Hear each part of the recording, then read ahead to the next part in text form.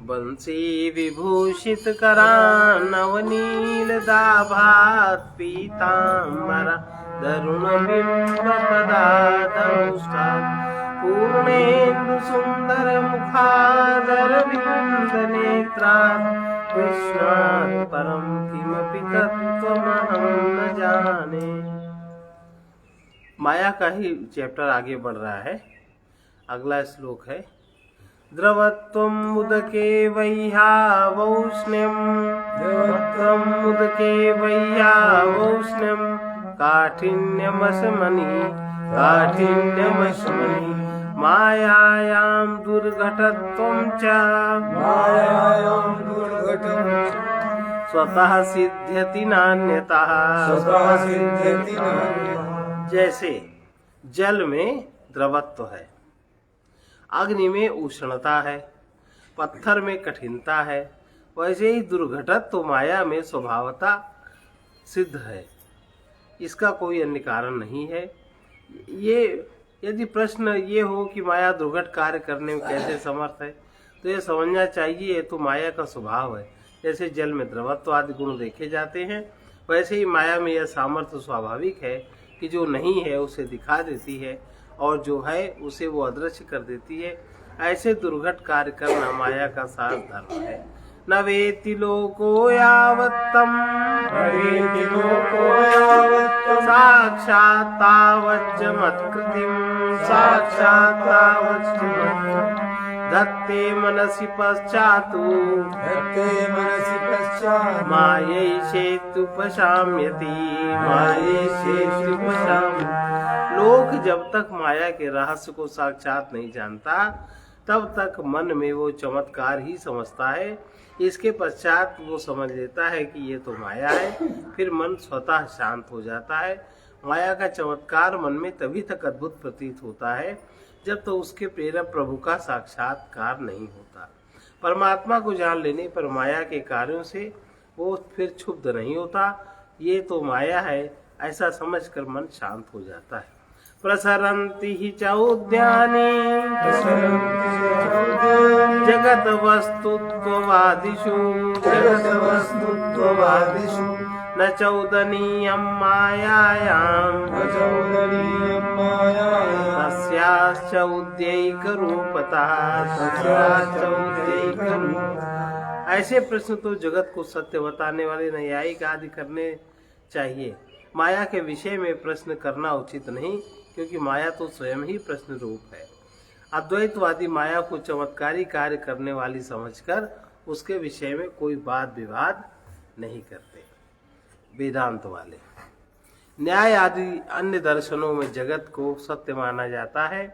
उनसे प्रश्न करना चाहिए जगत में दुर्घट घटनाएं कैसे हो रही हैं। चौद्येपि यदि चौद्यम स्वात्तच्चौद्ये चौद्यते मया चौद्यते मया परिहार्यं ततश्चौद्यम न पुनः प्रतिचौद्यताम्। यदि प्रश्न रूपा माया के विषय में प्रश्न करते हैं तो प्रश्न पर प्रश्न भी हो सकता है। प्रश्न का तो समाधान होना चाहिए। एक प्रश्न के सामने दूसरा प्रश्न करना उचित नहीं। माया स्वभावतः अघटित कार्य करने वाली है, इसलिए वह स्वयं प्रश्न रूपा है। उसके हर कार्य को देखकर प्रश्न या शंकाएं उत्पन्न होती हैं। इसलिए उसके विषय में पुनः प्रश्न करना व्यर्थ है। एक प्रश्न के विरुद्ध दूसरा प्रश्न करना उचित नहीं है। प्रश्न का समाधान प्रश्न से नहीं होता। विस्मयिक शरीराया मायायाश्च उद्यरूपतः अन्वेष्य परिहारो स्यात् बुद्धिमद्भिः प्रयत्नतः। विस्मय का ही शरीर धारण करने वाली माया प्रश्न रूपा है। बुद्धिमान मनुष्य को अन्वेषण करके माया के परिहार का प्रश्न करना चाहिए। माया क्या है, कैसी है, यह विचित्र रचना कैसे करती है, ईश्वर का इससे संबंध क्या है, इस प्रकार के अगणित प्रश्न हो सकते हैं, क्योंकि उसके सब कार्य आश्चर्यजनक है। इन प्रश्नों के जाल में फंसने का कोई लाभ नहीं। बुद्धिमान मनुष्य तो वही है जो अपने को माया से मुक्त करने का प्रयास करता है। परम तत्व का ज्ञान प्राप्त होने पर माया के विषय में समस्त प्रश्न स्वतः समाप्त हो जाते हैं। फिर भी अगले श्लोकों में माया के कुछ विचित्र कार्यों का उल्लेख कर उसका स्वरूप निश्चित करते हैं। माया त्वमेव निश्चयेमिति चेतर्हि निश्चिनो लोक प्रसिद्ध मायाया लक्षणम यत् दीक्ष्यताम्। अगर ऐसा कहते हो कि मायात्व का निश्चय तो होना ही चाहिए तो भले ही उसका निश्चय कर लो। लोक में प्रसिद्ध माया के जो लक्षण हैं वही इस माया में भी हैं। माया के निवारण का उपाय तभी खोजा जा सकता है जब माया के स्वरूप का निश्चय हो। यदि यह विचार आता है तो उससे लक्षण अवश्य समझ लेने चाहिए। लोक में माया इंद्रजाल, गारुड़ी विद्या या जादू के नाम से जो प्रसिद्ध है उसके लक्षण तो सभी पुरुषों को ज्ञात हैं। वही लक्षण प्राकृत माया के भी हैं। न निरूपयितुं शक्या विस्पष्टं भासते चया सा मायेन्द्रियजालादौ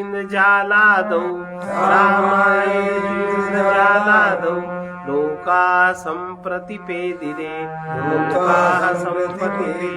जिसका निरूपण नहीं हो सकता किंतु स्पष्ट भाषित हो उसी को माया कहते हैं। आप उसको व्याख्यायित नहीं कर सकते, आप उसके विषय में कुछ काल्पनिक बातें नहीं कह सकते, आप उसका निरूपण नहीं कर सकते और स्पष्ट हो जाए सामने घटनाओं के द्वारा वो स्पष्ट रहे, उसी को माया कहते हैं। लोक में इंद्रजाल आदि के यही लक्षण माने गए। माया इंद्रजाल के समान अद्भुत है। जादूगर अपने जादू के बल से अनूठी बातें करके दिखा देता है। वो आकाश से रस्सी फेंक कर ऊपर चढ़ता है, लोप हो जाता है, वहां से उसके हाथ पैर सिर आदि अंग कटकर गिरते हैं। जादूगर की स्त्री उन सब अंगों को समेटकर मंत्र बल से जीवित कर देती है। इतने विचित्र कार्यों को दिखाकर जादूगर दर्शकों से पैसे मांगने लगता है। विचारवान व्यक्ति समझ लेते हैं कि जो कुछ हम आंखों से देख रहे हैं वो सत्य नहीं है। माया का भी यही लक्षण है। स्पष्टं भाति जगच्चेद मशक्यं तन्निरूपणम् मायामयं जगत् अस्मात् ईक्षस्व पक्षपातता यह जगत स्पष्ट भाषित होता है, उसका निरूपण करना अशक्य है। इसलिए जगत मायामय माया से उत्पन्न है। इसे पक्षपात रहित दृष्टि से देखना चाहिए। माया के द्वारा रचे गए जगत में माया के लक्षण स्पष्ट हैं, दिखाई देते हैं। ये साफ अनुभव में आता है कि जगत है, इसलिए असत नहीं है। असत होता तो दिखाई क्यों देता। किंतु दूसरी दृष्टि से विचार करें तो देखते हैं कि इसका बाध हो जाता है। यदि जगत सत होता तो इसका बाध नहीं हो सकता था। इन दो विरोधी लक्षणों के कारण जगत को निश्चय पूर्वक सत्य या असत कहकर निरूपित नहीं किया जा सकता। निष्पक्ष भाव से देखा जाए तो जगत मायामय दिखाई देगा। निरूपयितुम् आरब्धे निखिलैरपि पंडितैः अज्ञानं पुरस्तेषाम् भाति कक्षासु कासुचित् सभी पंडित जगत का निरूपण करना आरंभ करें तो उन्हें किसी कक्षा में पहुंचकर आगे अज्ञान ही भाषित होगा। विद्वान वैज्ञानिक जगत की हर वस्तु का कारण खोजते हैं और उन्हें कोई न कोई कारण मिलता जाता है। इस प्रकार वे बहुत दूर तक जगत का निरूपण करते चले जाते हैं। जहाँ तक वे आगे बढ़ गए वहां तक वे विद्वान। किंतु किसी कक्षा में उन सबके सामने एक दीवार खड़ी मिलती है, उसके आगे कोई कारण नहीं दिखाई देता। वैज्ञानिकों ने पहले कुछ नित्य तत्व खोजे, वहीं उनके ज्ञान की सीमा थी। उसके बाद परमाणु का विस्फोट कर ऊर्जा पर पहुंच गए, जो सभी तत्वों का एक कारण है। उस ऊर्जा का क्या कारण है, उसका संचालन कोई चेतन तत्व होना चाहिए। वो क्या है ये बताने में वे असमर्थ हैं। यहाँ उनके सामने अज्ञान आ खड़ा हुआ। अगले श्लोकों में आचार्य स्वयं ऐसे दृष्टांत देते हैं जहाँ विचार आगे नहीं बढ़ता, अज्ञान की दीवार खड़ी मिलती। देहेन्द्रियादयो भावा वीरेणोत्पादिता कथं वा तत्र चैतन्यम् इति युक्ते ते किमुत्तरम् देह और इंद्रिय आदि सारे पदार्थ वीर से कैसे उत्पन्न हुए, उनमें चैतन्य कहाँ से आया? यदि ये प्रश्न पूछे तो क्या उत्तर है इसका? वीर्यस्यैष स्वभावश्चेत् कथं तद्विदितं त्वया अन्वय व्यतिरेकौ यौ भग्नौ तौ वन्ध्य वीर्यता। शरीर आदि की उत्पत्ति करना वीर का स्वभाव है। यदि ऐसा कहो तो भला बताओ तुमने ये कैसे जाना? तुम कहोगे मैंने अन्वय व्यतिरेक से जाना, तो बंध्या के वीर में वे दोनों निष्फल हो जाते हैं। माया के अद्भुत कार्यों का एक उदाहरण है वीर से शरीर की रचना अथवा बीज से वृक्ष की रचना। वीर में हाथ पैर आदि कोई अंग नहीं है और उसमें हाड़ मांस रक्त आदि बनना, नेत्र स्रोत आदि इंद्रियों की रचना होना, उससे भिन्न भिन्न प्रकार की क्रियाएं होना कैसे संभव होता है? किसी की बुद्धि उसका निश्चय नहीं कर सकती। जड़ शरीर की रचना होने के बाद उसमें चेतना कहाँ से आ जाती है? ये भी एक प्रश्न है। इसका उत्तर क्या हो सकता है? अगर ऐसा कहें देह तथा इंद्रियों की उत्पत्ति करना इसका स्वभाव है और इसका ज्ञान अन्वय व्यतिरेक से होता है, तो भी शंका का समाधान नहीं होता। अनेक स्थलों पर वीर का सद्भाव होते हुए भी देहेंद्रियों की उत्पत्ति नहीं होती। स्त्री के शरीर में अनेक बार ऐसा पड़ा बीज भ्रूण का रूप धारण नहीं करता। बंध्या स्त्री के उदर में भी बालक की रचना नहीं होती। अन्वय व्यतिरेक से यह नहीं जाना जा सकता कि स्त्री के गर्भ में कब उत्पन्न होगा और कब नहीं उत्पन्न होगा। अनेक जीवों के शरीर की रचना वीर से नहीं होती। न जानामि किमत्ते तद इत्यन्ते शरणं तव अंतम एव महान्तोऽस्य प्रवदन्तीन्द्रजालताम्। मैं इनमें से कुछ भी नहीं जानता। अंत में तुमको इस वाक्य की शरण लेनी पड़ेगी। इसलिए महात्मा लोग इस जगत को एक इंद्रजाल कहते हैं। जगत में सर्वत्र विचित्रता ही दिखाई देती है। यद्यपि प्रतीत होता है कि हर कार्य का कुछ कारण है और वैज्ञानिक लोग उसकी खोज भी करते हैं, किंतु वे भी एक स्तर पर पहुंचकर क्यों कैसे का उत्तर नहीं दे पाते। इसलिए यही कहना उचित है कि माया के कार्य अति विचित्र है। एतस्मात् किमेन्द्रजालं परम् यद् गर्भवासस्थितं रेतश्चेति हस्तमस्तकपद प्रोद्भूतानानङ्कुरम् पर्यायेण शिशुत्वयौवनम् जरावेशैरनेकव्रतम् पश्यति शृणोति जिघ्रति तथा गच्छति।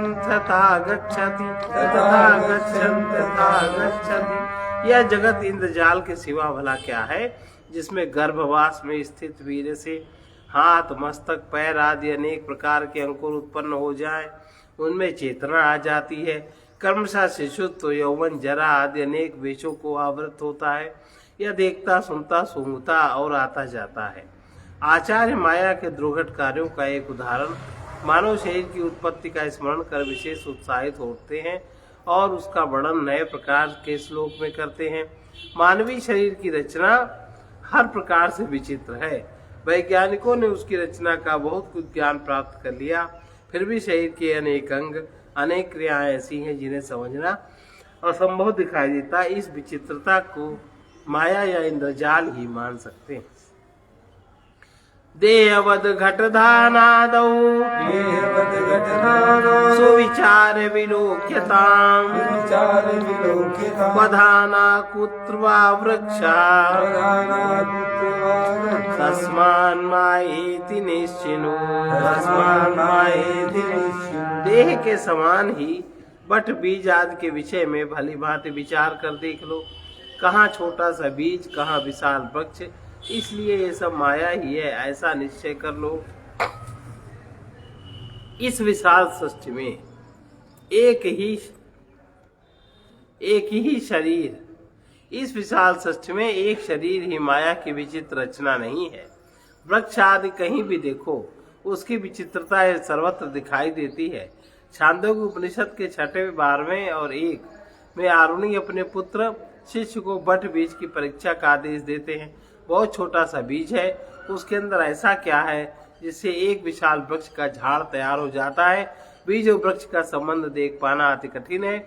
यही स्थिति अन्य वृक्षों की है। अनेक पौधे बिना बीज, किसी शाखा आज के टुकड़े से ही उत्पन्न हो जाते हैं। पौधों के उगने के लिए बीज की सर्वत्र आवश्यकता नहीं है। ये सब माया की ही विचित्रता तो है। निरुक्तावभिमानं ये दधते तार्किकादया हर्षा मिश्रादिभिस्ते तु खंडनादौ सुशिक्षिता। जगत का निरूपण करने में न्यायिक आदि दार्शनिक अभिमान रखते हैं, किंतु हर्ष मिश्र आदि वेदांतियों ने खंड खाद्य आदि वेदांत ग्रंथों में उन्हें अच्छी शिक्षा दी। न्याय दर्शन के अनुयायी जगत की रचना परमाणुओं से हुई मानते हैं। उनके विचार से जगत का निरूपण हो सकता है। उदयन नाम के एक न्यायिक ने न्याय कुसुमांजलि नाम की पुस्तक लिखी, उसमें उन्होंने जगत का निरूपण किया। उसका खंडन श्री हर्ष मिश्र ने भली भांति प्रस्तुत कर दिया। श्री हर्ष मिश्र अद्वैत मत के प्रतिपादक हैं। उनके ग्रंथ का नाम खंड खाद्य है। इसमें वेदांत पर ही की गई न्यायिकों की आलोचनाओं का उत्तर देकर उनके मत को तर्कहीन दिखाया गया है।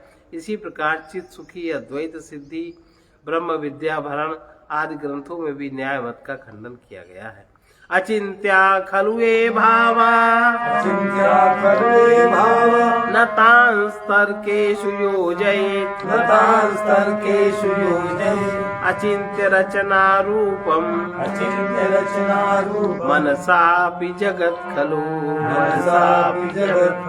विचार में न आने वाली वस्तुओं में तर्क का प्रयोग नहीं करना चाहिए। इस जगत की रचना मन से भी अचिंत्य है या निश्चय है। माया और उससे उत्पन्न होना जगत की रचना अनिर्वचनीय है, वो मन से भी अचिंत्य है। ऐसी स्थिति में तर्क का प्रयोग करना अनुचित है। तर्क एक मानसिक चिंतन प्रक्रिया है, उसका प्रयोग वहीं हो सकता है जहाँ बुद्धि की गति हो। बुद्धि स्वयं माया की रचना है, वो अपने कारणभूत माया के रहस्य को नहीं जान सकती, इसलिए वहाँ तर्क करना व्यर्थ है। अचिंत्य रचना शक्ति बीजम मायेति निश्चिनो माया बीजम तदेवैकम सुषुप्तावनुभूयते। ऐसा निश्चय कर लो कि अचिंत्य रचना करने की शक्ति ही वो बीज है जिसे माया कहते हैं। उसी एक माया में बीज का अनुभव तो हमें सुषुप्त अवस्था में होता है। हमने विचार कर देख लिया, जगत के रहस्यों का निरूपण नहीं हो सकता, इसकी रचना अचिंत्य है। इससे यह सिद्ध हुआ कि इस अचिंत्य रचना का कारण एक ऐसी शक्ति है जिसे माया कहते हैं। इसका कारण शरीर भी माया का ही एक अंश है। सुषुप्त अवस्था में हम उसका अनुभव करते हैं। उस समय माया हमें बीज रूप में अपने बीज रूप में रहती है। उसी से जागृत और स्वप्न लोकों की रचना भी होती। जागृत स्वप्न जगत तत्र लीनं बीजैव द्रुमः तस्मादशेष जगतो वासनास्तत्र संस्थिता जैसे बीज में वृक्ष लीन होकर रहता है, वैसे ही जागृत और स्वप्न जगत माया रूपी बीज में लीन रहता है। इसलिए सर्व जगत की वासना माया रूप कारण में स्थित है। हमारे सामने बीज और वृक्ष का दृष्टांत है। बीज में अति सूक्ष्म रूप से वृक्ष की आकृति विद्यमान रहती है। बीज अंकुरित होने पर वृक्ष प्रकट रूप में उपलब्ध होता है। इसी प्रकार हम अपने अंदर देखें, सुषुप्ति में स्वप्न और जागृत का दृश्य जगत सूक्ष्म रूप से लीन रहता है, वही विकसित होकर स्वप्न का रूप धारण करता है और स्थूल शरीर से बाहर आकर संसार रूप में दिखाई देता है। इसी प्रकार माया में सर्व जगत बीज रूप अदृश्य रहता है। सृष्टि उत्पन्न होने पर माया ही जगत का रूप धारण करती है। आज इतना ही। अब इसके बाद है ईश्वर का स्वरूप क्या है। श्री राम जय राम जय जय राम, श्री राम जय राम जय जय राम, श्री राम जय राम जय जय राम, श्री राम जय राम जय जय राम, श्री राम जय जय राम। सर्वे भवन्तु सुखिनः, सर्वे सन्तु निरामयाः, सर्वे भद्राणि पश्यन्तु, मा कश्चित् दुःखभाग् भवेत्। कृष्णाय वासुदेवाय हरये परमात्मने प्रणतक्लेशनाशाय गोविन्दाय नमो नमः। असतो मा सद्गमय तमसो मा ज्योतिर्गमय मृत्योर्मामृतं गमय। ॐ पूर्णमदः पूर्णमिदं पूर्णात् पूर्णमुदच्यते पूर्णस्य पूर्णमादाय पूर्णमेवावशिष्यते। ओम शांति शांति शांति।